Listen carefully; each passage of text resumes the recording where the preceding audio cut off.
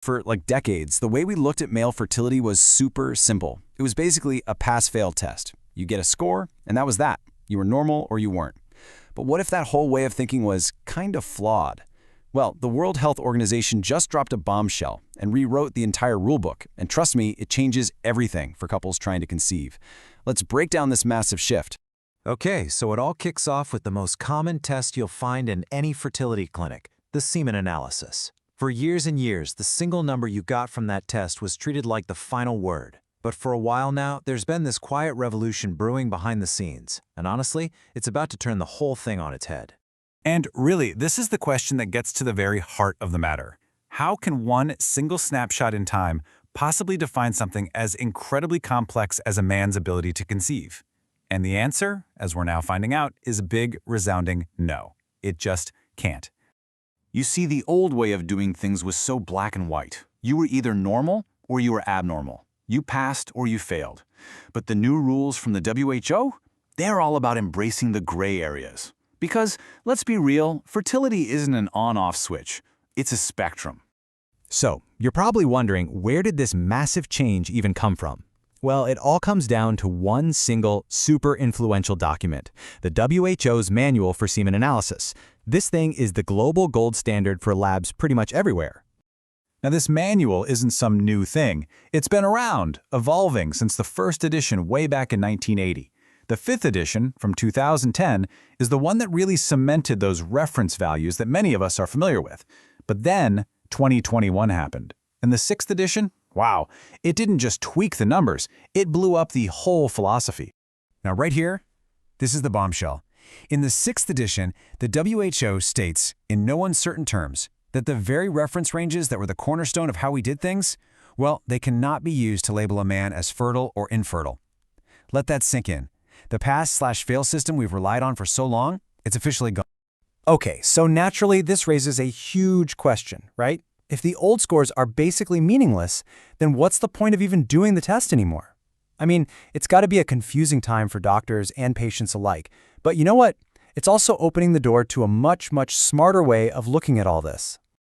All right, so let's pop the hood and see what's actually inside this new rulebook.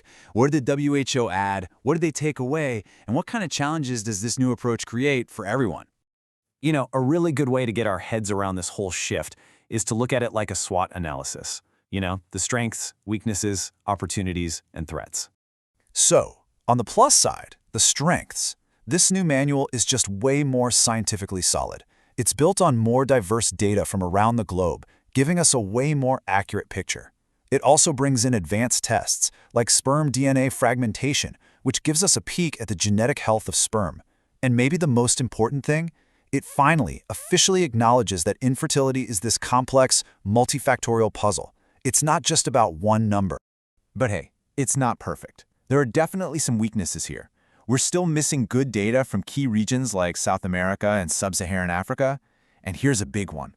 While it got rid of the old reference values, it didn't give doctors new decision limits to guide treatment, which creates this kind of clinical gap. Plus, there's a real threat that it's so dense and technical that busy clinicians might just get overwhelmed trying to adopt it. Okay, now this is where it gets really interesting. You'd think with a huge philosophical rewrite like this, the actual numbers would change dramatically, right? But take a look at this.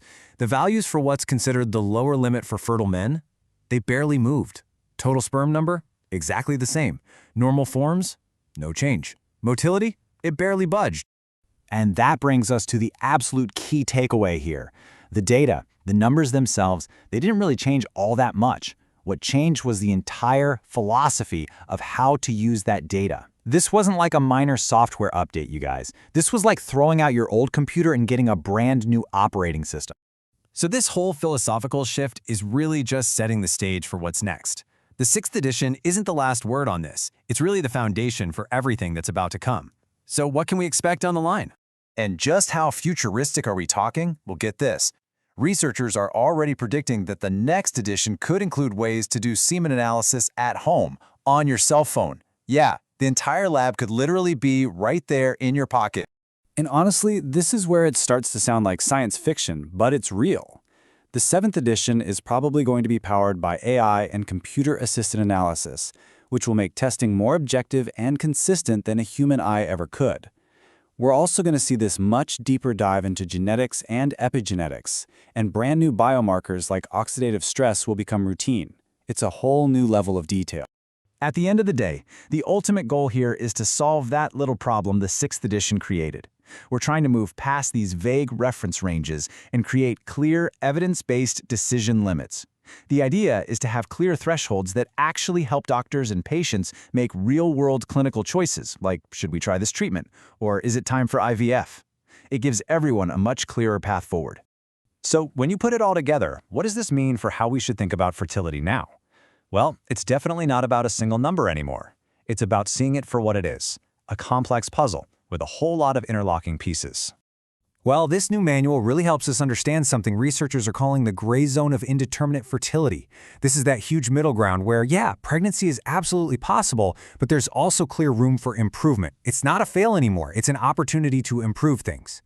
You know, probably the best way to think about it is with this analogy. The old way was like getting a single credit score. Sure, it tells you if you're in trouble, but it doesn't tell you why your score is what it is, and it sure doesn't give you a roadmap to make it better. This new approach is like getting a full financial health report. All the details, all the context. It tells the whole story. And all of this really leaves us with one final big thought to chew on. The old system was simple, it was universal, but it was often just wrong. This new system is way more complex for sure, but it gets us away from those one-size-fits-all labels. So as the science gets way more complicated, is it possible that it's also finally getting more personal?